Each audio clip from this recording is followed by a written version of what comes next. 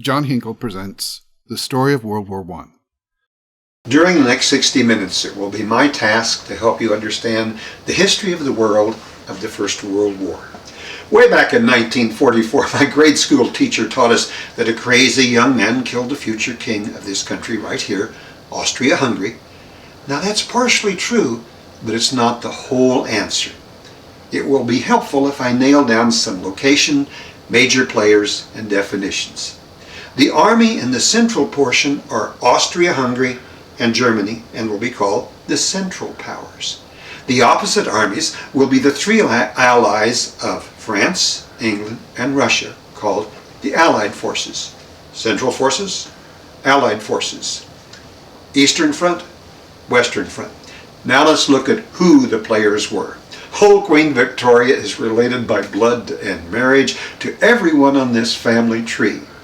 The Tsar and Tsarina of old Russia had a son, Alexander, who married the Danish princess Dagmar.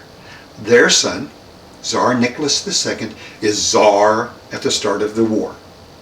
In England, here in green, old Queen Victoria's son Edward also marries a Danish prince, Alexander, sister to Dagmar, and that married the Tsar. Their son George is King of England during the war.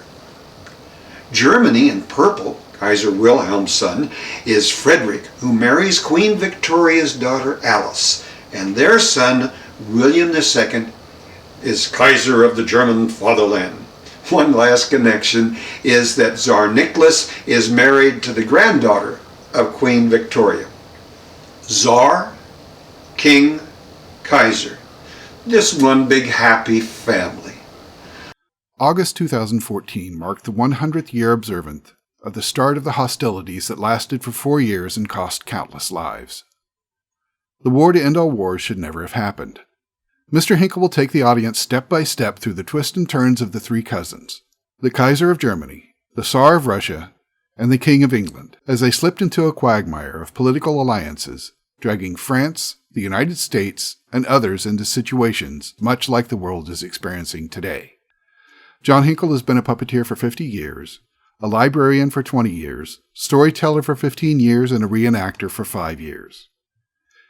In this presentation, he will don the uniform of a World War I general and discuss who the players were, when it began, where World War I was fought, what made this war different, why it changed the world, and how it affected the future. One of the things I like about this program is the interviews that I discovered from the people. One, for instance, one of the sailors, he's talking about being up at the very top of the ship, and he's seeing the fire, and he's seeing all of this and the smoke, and then all of a sudden the enemy ship fires. And he knows that within 15 seconds that 8,000 pounds of explosives is going to be there close to his ship. And he says if it lands, he won't know because he won't be in existence anymore. And then all of a sudden, it lands to his side. I think that, the nurses' example, the women ambulance drivers, the old vets talking about what the trenches were like. It's an impossible life in the trenches for these guys. He carries with him individual-sized sets that will accommodate all venues, from the most intimate room to lecture halls and stadiums. To view the bibliography of the book jackets, movie titles, and songs from World War I, go to www.johnhinkle.net.